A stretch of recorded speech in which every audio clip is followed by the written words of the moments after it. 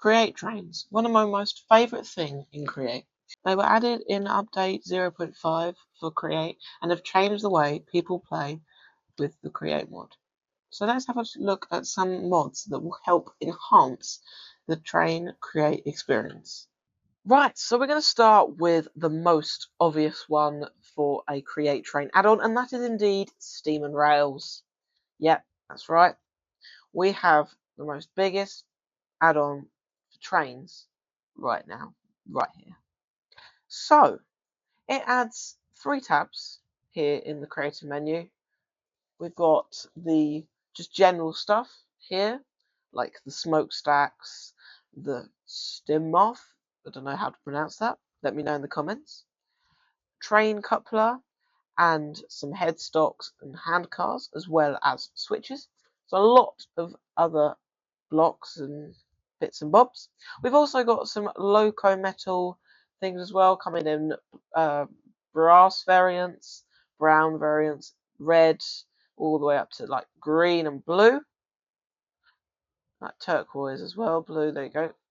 And then we've also got the tracks. We've got so many bits of track, all the wood types and more. So we've got like things like ender train tracks, narrow ender train tracks, wide crimson train tracks, warped train tracks, phantom rail, and even monorail. Wow. And to place them, it's literally just like you would with the normal train tracks from Create. You just right click on one end. If you want to have a smooth curve, just hold Control and right click again, and you've got a nice smooth train curve, or monorail curve in this case. So we've got the coupler. Now, couplers I found were a bit confusing because you right click on the train tracks and you place them down and you're like, what do I do? I was a bit like that. And it turns out you need a wrench. And what you do is see this 5 meter spacing. What you do is you can change the distance. I change the distance on the track here. You can see that, oh, there we go. You can see that we have now got a 15-meter block gap. And if I hold the wrench again and go to 0, for example, we've now got quite a close gap. Oh, there you go, 3 meters is the minimum. Now got a closer gap of 3 meters. So yeah, we can change the amount of size and spacing is between the couplers, which is nice. So that was Steam and Rails. If you do want to know more about this mod, please let me know, and I will make a full-on guide to Steam and Rails later down the line. Please let me know if you want to see that though. So the next one on the list is Pantographs and wires. Now, if you don't know what this mod adds, it adds a lot of components to do with pantographs and wires, believe it or not. So the main key components you'll need is probably the wire, well, definitely the wire coil, the pantograph, and any one of these masts, or you can use any block, as well as the cantilever. Now, to place what you see here, you will need 1, 2, 3, 4, 5, 6, 7. You can have as many as you want. I'm going to have 9. And then if we right click on the cantilever, right clicking, remember, and we can change between advanced options and non-advanced options. So this is what you would see when you first open the cantilever menu. You can either toggle this advanced option and you can change how the cantilever looks like. When you're happy with the cantilever, you can just press OK and place it down. Now this is quite a big variant. The one I did was quite short, but it was like this. There you go. And then you might be thinking, wait, there's no connection. That's where the wire coil comes in. You can right click this. I think later, this is a later version, but if you're in an early version, you have to shift right click instead. And then you can select the wire type. So we want the catenary wire.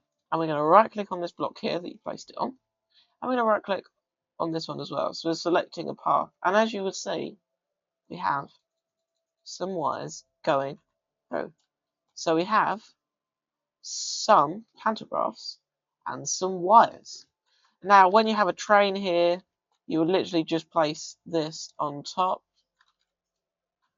You can right click this and it will go up and connect to said wire. Right, so for this next add-on, I have made something down here. Now it's a little track loop. Well, so you're driving a train in Create.